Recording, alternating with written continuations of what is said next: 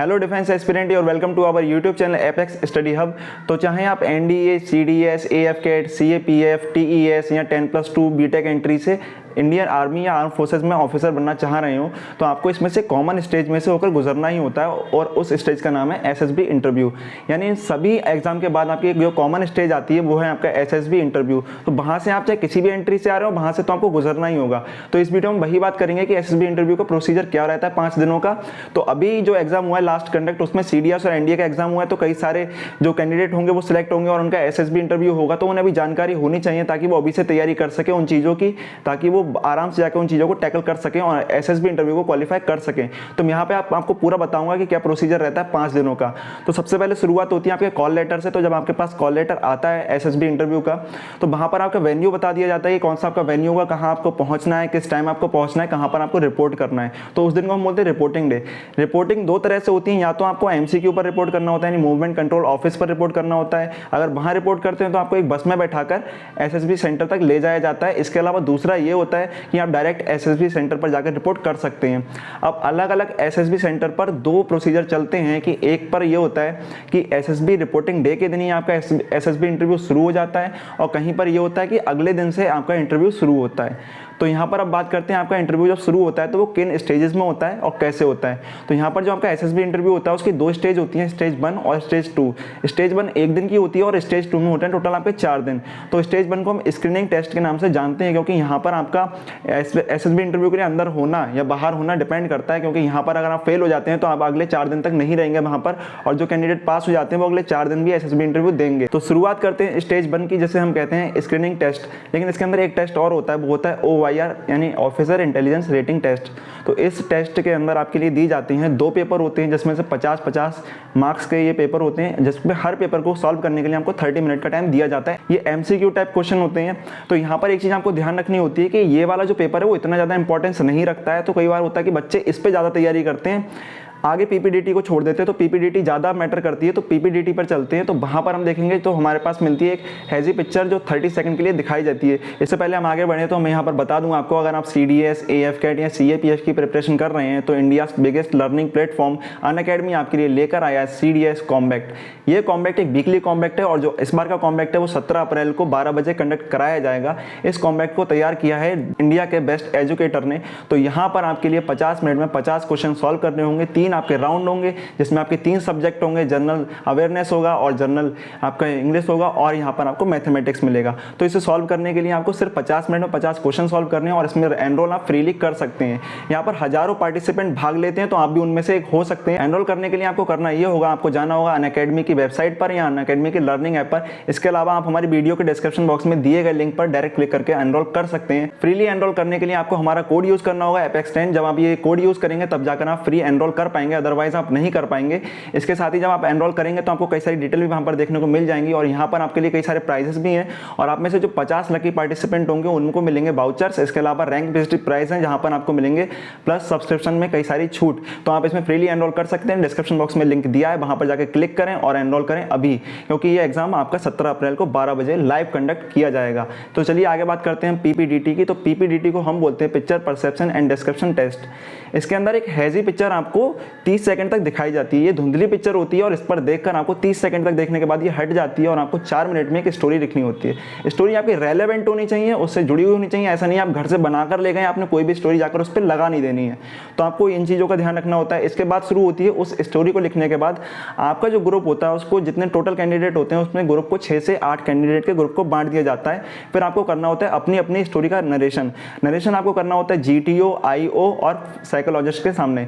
यहाँ पर जीटीओ का मतलब आपका ग्राउंड ट्रेनिंग ऑफिसर, आईओ का मतलब इंटरव्यूइंग ऑफिसर। तो इनके सामने आपको अपना नरेशन करना होता है स्टोरी का। इसके बाद आपको सभी जब एक बार नरेशन कर देते हैं, इसके बाद एक कॉमन स्टोरी पर पहुंचने के लिए ग्रुप डिस्कशन होता है, और एक कॉमन स्टोरी बाद में वहां पर सुनाई जाती है। फिर बात आती है यहाँ पर, जब आप ये टेस्ट पास कर लेते हैं, जहाँ पर पीपीडीटी ज़्यादा इंपॉर्टेंस रखता है, तब आप जाकर स्क्रीन इन हो जाते हैं, अदरवाइज आप स्क्रीन आउट हो जाते हैं और आपको आपके घर पे जाने के लिए कह दिया जाता है। अगर आप पास कर लेते हैं तो आपको वहां पर रुकना होता है, और अगले 4 दिन तक आपको एसएसबी इंटरव्यू देना देना होता है। फिर उसके बाद आपको जो पास कर लेते हैं कैंडिडेट, उन्हें दिया जाता है एक PIQ यानी पर्सनल इन्फॉर्मेशन क्वेश्चनायर फॉर्म। इस फॉर्म के अंदर आपको अपनी सारी इन्फॉर्मेशन देनी पड़ती है और इस इन्फॉर्मेशन को आपको बहुत अच्छे से और बहुत सही तरीके से भरना होता है, क्योंकि इसी से जुड़े हुए क्वेश्चन आपको अपने इंटरव्यू में मिलेंगे। तो इस चीज़ को आपको ध्यान रखना होगा। इसके बाद शुरू होता है आपका स्टेज 2 और डे 2 पर शुरू होता है। इसके अंदर कई सारे टेस्ट होते हैं, टोटल 4 टेस्ट होते हैं, जैसे साइकोलॉजिकल टेस्ट भी कहते हैं। यहाँ पर टेट, वेट, SRT और SDT नाम के टेस्ट होते हैं। चलिए इनके बारे में बात करते हैं। तो टेट को हम बोलते हैं थीमेटिक एप्रिसिएप्शन टेस्ट। तो इसके अंदर आपको 12 पिक्चर लगातार दिखाई जाती हैं, यानी आप सुनिए कैसे दिखाई जाती हैं। तो 12 पिक्चर आपको दिखाएंगे। पहली पिक्चर दिखाएंगे 30 सेकंड के लिए फ्लैश होगी, फिर देन आपको 4 मिनट के लिए उसमें स्टोरी लिखनी होगी। फिर जब आपका टाइम पूरा हो जाएगा आपको सेकंड पिक्चर दिखाई जाएगी, 30 सेकंड के लिए दिखाई जाएगी, आपको फिर से एक स्टोरी 4 मिनट में लिखनी होगी। ऐसा करते करते आपको 12 पिक्चर तक चलता है। यहाँ पर जो 12वीं पिक्चर होती है वो ब्लैंक होती है, यानी 11 पिक्चर में कुछ दिख रहा होता है, हमें उस पर स्टोरी लिखनी होती है, और 12वीं पिक्चर पर कुछ भी नहीं होता है, एक ब्लैंक पिक्चर है, उस पर हमें स्टोरी लिखनी होती है।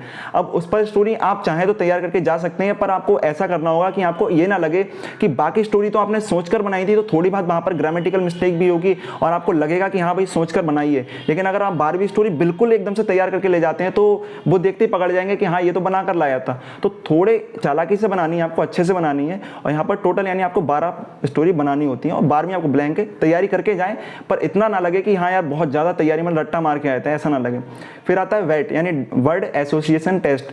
इसे आइडिया राइटिंग टेस्ट भी कहते हैं, क्योंकि यहाँ पर आपको 60 वर्ड दिखाए जाते हैं। ये वर्ड एक के बाद एक फ्लैश होते हैं, जो 15 सेकंड के लिए एक वर्ड फ्लैश होता है। उस 15 सेकंड के अंदर आपको उस जो वर्ड है उस पर एक मीनिंगफुल टेंस लिखना होता है। तो मीनिंगफुल सेंटेंस जब आप लिख देते हैं तब आपको ऐसा लगातार 60 वर्ड तक करना होता है। आपको यहाँ पर ध्यान देना होता है, आपको ये करना है कि आपको ज़्यादातर वर्ड पर सेंटेंस लिखना है। आपका अगर आप मिस होते भी हैं तो 1-2 हो, ज़्यादा ना हो। तो आपको ये आदत अभी से डालनी होगी। अगर आप प्रैक्टिस करें, आपको लगातार वर्ड देखकर उस पर मीनिंगफुल सेंटेंस बनाने की आदत डालनी होगी।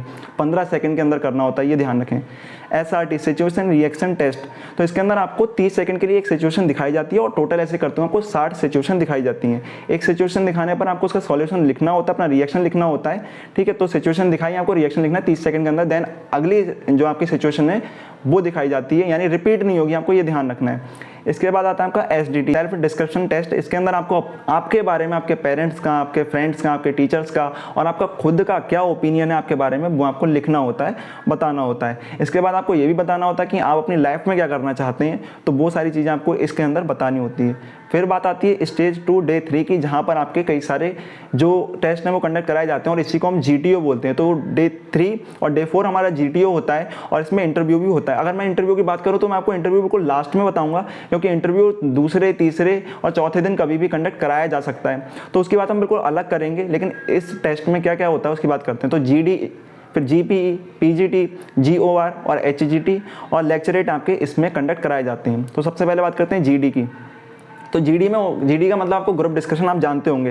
इसमें 8 कैंडिडेट का एक ग्रुप बना दिया जाता है, आपको 20 मिनट दिए जाते हैं एक टॉपिक पर डिस्कस करने के लिए, ग्रुप डिस्कशन करने के लिए। तो सबसे पहले आपको GTO 2 टॉपिक देता है, एक टॉपिक सिलेक्ट करना होता है, उस पर आपको डिस्कशन करना होता है। तो पहला आपका ये हो गया। फिर दूसरा ग्रुप डिस्कशन शुरू होता है, वहाँ पर GTO सिर्फ आपको एक ही टॉपिक देता है, देन आपको उसी टॉपिक पर अपनी बात करनी होती है और अपना डिस्कशन करना होता है। फिर इसके बाद आता है GPE, जैसे हम बोलते हैं ग्रुप प्लानिंग एक्सरसाइज। तो सबसे पहले यहाँ पर GTO आपके लिए क्या करता है, एक जो प्रॉब्लम मॉडल है वो आपको दिखाता है, देन उसको एलेबोरेट करता है कि प्रॉब्लम क्या क्या है, कहाँ कहाँ पर हमारे रिसोर्सेज वगैरह हैं, वो आपको बता देता है। हालांकि आपको उसमें से कुछ चीज़ें फाइंड भी करनी होती हैं। फिर 5 मिनट के लिए आपको एक स्टोरी कार्ड दिया जाता है, स्टोरी कार्ड पर वही चीज़ें लिखी होती हैं जो आपको GTO ने बताई हैं, वो आपको पढ़ने के लिए फिर से दे देते हैं कि आप अच्छे से समझ लें कि सिचुएशन क्या है। इसके बाद आपको 10 मिनट दिए जाते हैं अपना खुद का सॉल्यूशन लिखने के लिए, यानी हर जितने भी कैंडिडेट बैठे हैं उनके लिए ग्रुप में अपना अपना सॉल्यूशन लिखना है। उसके बाद आपको 20 मिनट दिए जाते हैं एक ग्रुप के सॉल्यूशन पर पहुंचने के लिए, यानी एक कॉमन सॉल्यूशन जो पूरे ग्रुप का होगा उस पर पहुंचने के लिए। तो इस तरीके से आपका GPE होता है। फिर बात आती है PGT की, जैसे हम बोलते हैं प्रोग्रेसिव ग्रुप टास्क। इसके अंदर 3 से 4 टास्क आपके कंप्लीट कराए जाते हैं और टाइमिंग इसकी होती है वो 40 से 50 मिनट की रहती है और आपके लिए 20 फीट लंबा एक ऑब्स्टिकल होता है या बाउंडेड एरिया होता है। इस बाउंडेड एरिया में कई सारी जगह होती हैं जहाँ पर आप पैर वगैरह भी नहीं रख सकते, अपने जो आपको रिसोर्सेज दिए जाते हैं वही रखते हैं। और रिसोर्सेज आपको दिए जाते हैं प्लैंक, रोप्स, बल्ली। तो यहाँ पर इनको यूज़ करते हुए आपको उस बाउंडेड एरिया को पार करना होता है अपने ग्रुप की हेल्प से। तो पूरा ग्रुप मिलकर इसको पार करता है। तो इसमें आपको मिलते हैं 40 से 50 मिनट और टोटल आपके 3 से 4 टास्क एक के बाद एक चलते हैं। तो आप समझ सकते हैं आपको क्या करना होगा। फिर आता है आपका GOR यानी ग्रुप ऑब्स्टिकल रेस। तो ये ग्रुप की रेस है पूरे। तो यहाँ पर क्या होता है 8 से 10 कैंडिडेट का एक ग्रुप होता है और कई सारे ऑब्स्टिकल होते हैं आपके पास। टोटल यहाँ पर 6 ऑब्स्टिकल होते हैं, उनके नाम आप देख सकते हैं, ram jump, snake jump, spider web, double wall and बल्ली, high wall, ramp and slide. तो आपको इन सभी ऑब्स्टिकल को पार करना होता है। यहाँ पर आपके लिए एक स्नेक दिया जाता है, स्नेक लाइक स्ट्रक्चर होता है जो 8 से 6 फीट तक का होता है। इस कारण इसे स्नेक रेस भी कहा जाता है। तो आपने अगर स्नेक रेस वगैरह के बारे में सुना हो तो ये वाली रेस है वो, जहाँ पर आपको स्नेक को छोड़ना नहीं है और आपको अपने पास पकड़े रखना होता है। मिनिमम 3 से 4 कैंडिडेट के हाथ में वो रहना चाहिए, जमीन पर टच नहीं होना चाहिए स्नेक। ये भी आपको ध्यान रखना पड़ता है। यानी आप जब पूरी रेस करते हैं तो उस दौरान आपका नीचे नहीं लगना चाहिए स्नेक। फिर आता है HGT। तो HGT यानी हाफ ग्रुप टास्क। ये सेम आपके PGT की तरह है, पर PGT में 8 से 10 कैंडिडेट का ग्रुप होता है, पर इसमें 4 से 5 कैंडिडेट का ग्रुप होता है। मतलब सिर्फ ग्रुप हाफ होता है, टास्क उसी तरह के होते हैं, मतलब लेकिन थोड़े से चेंज हो जाते हैं। उससे तरीका वही है, सभी काम आपको वही करने हैं। लास्ट आपका आता है लेक्चरेट। तो इसके अंदर आपको 4 टॉपिक दिए जाते हैं। आपको 4 टॉपिक में से कोई भी एक टॉपिक इंडिविजुअली सिलेक्ट करना होता है। देन आपको प्रिपेयर करने के लिए आपको 3 मिनट दिए जाते हैं कि आप 3 मिनट में उस पर सोच लें कि आपको क्या करना है, क्या बोलना है। फिर जाकर आपको अपना लेक्चर देना होता है जिसकी ड्यूरेशन भी 3 मिनट होती है। यानी 3 मिनट के लिए आपको अपने ग्रुप और GTO के सामने अपना लेक्चर देना होता है। तो इसके अंदर इस तरह से आपको करना होता है। फिर हम बात करते हैं स्टेज 2 डे 4 की, जहाँ पर इसको भी GTO या इंटरव्यू ऑफ कैंडिडेट बोलते हैं, क्योंकि मैंने बताया आपको इंटरव्यू आपके दूसरे, तीसरे, चौथे दिन किसी दिन भी हो सकता है। तो इसमें से किसी भी दिन हो सकता है। फिर यहाँ पर आता है सबसे पहले IO, CT और FGT। तो IO क्या है? अब अभी तक हम ग्रुप की बात कर रहे थे, सारी चीज़ें हमारे ग्रुप में चल रही थी। अब यहाँ पर हम इंडिविजुअल यानी एक कैंडिडेट की जो इंडिविजुअल कैपेबिलिटीज़ होती हैं, उसकी कमांडिंग कैपेबिलिटीज़ होती हैं, उनको देखा जाता है। और इससे पहले के जो हमारे टास्क थे उनमें हम देख रहे थे कि वो ग्रुप में कैसे परफॉर्म करता है, कैसे वो ग्रुप को कोऑर्डिनेट करता है। तो यहाँ पर हम चलते हैं, इसे बोलते हैं इंडिविजुअल ऑब्स्टिकल। आपको 3 मिनट का टाइम दिया जाता है 10 ऑब्स्टिकल को पार करने के लिए। अब यहाँ पर जो ऑब्स्टिकल की मार्किंग होती है, तो पहले ऑब्स्टिकल के लिए आपको पार करने पर 1 मार्क्स, दूसरे को 2, तीसरे को 3, ऐसे करते करते 10वें को 10 मार्क्स दिए जाते हैं। टोटल आपके 55 मार्क्स हो जाते हैं।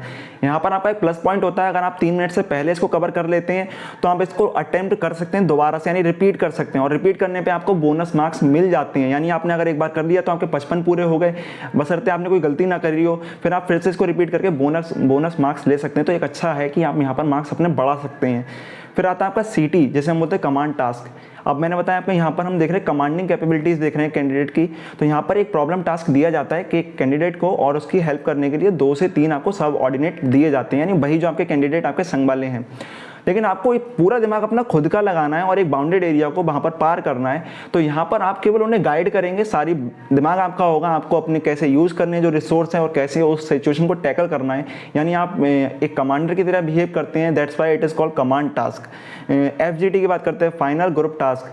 तो ये भी आपका PGT और HGT की तरह होता है और यहाँ पर ग्रुप के मेंबर 8 से 10 होते हैं। यानी आप कह सकते हैं PGT की तरह ग्रुप मेंबर हैं, पर ये टास्क वो 40 से 50 मिनट का होता था, ये 15 से 20 मिनट का होता है। देन वही सारी चीज़ें आपके पास रिसोर्स, बल्ली, प्रैंक, रोप दे रखी होती है और उससे आपको एक बाउंडेड एरिया को पार करना होता है। फिर यहाँ पर हम बात करते हैं, अब ये सारी चीज़ें आपकी इस तरह से कंडक्ट होती हैं। फिर आता है आपका एक इंटरव्यू किसी भी दिन हो सकता है, तो उसकी बात करते हैं। अब इंटरव्यू के अंदर आपको एक जो आपका इंटरव्यू ऑफिसर होता है सिर्फ, तो वो आपसे इंटरव्यू लेते हैं। इंटरव्यू में आपके बारे में काफ़ी सारी इन्फॉर्मेशन ली जाती है, आपसे पूछा जाता है, जो आपने PIQ फॉर्म भरा होता है उससे रिलेटेड क्वेश्चन होते हैं आपके पास। तो इंटरव्यू में काम रहते हुए अपने सारे आंसर्स देने होते हैं और बताना होता है अपने बारे में। आपको बिल्कुल हेजिटेट नहीं होना है, आपको वहाँ पर पॉस्चर का अपना ध्यान रखना होता है कि आपको किस पॉस्चर में बैठना है, एक एप्रोप्रिएट आपका पॉस्चर होना चाहिए, किस तरह से आपको देखना है, आपको मिसबिहेव नहीं करना है, अपने पैर वगैरह को कैसे रखना है, हाथ को कैसे रखना है, इंटरव्यू ऑफिसर की तरफ कैसे देखना है, उनकी आंखों में मत देखना, उनकी नोज़ की तरफ देखना होता है। आंखों में देखोगे तो लगेगा घूर रहे हो, नोज़ की तरफ देखोगे तो लगेगा सिर्फ अटेंशन दे रहे हो। तो वहाँ पर ये सारी चीज़ें आपको ध्यान रखनी होती है। तो ये सब जब हो जाता है, फिर आपका आता है स्टेज 2 का आखिरी दिन, जैसे हम बोलते हैं कॉन्फ्रेंस डे, और यहाँ कह सकते हैं रिजल्ट डिक्लेरेशन डे भी कहते हैं।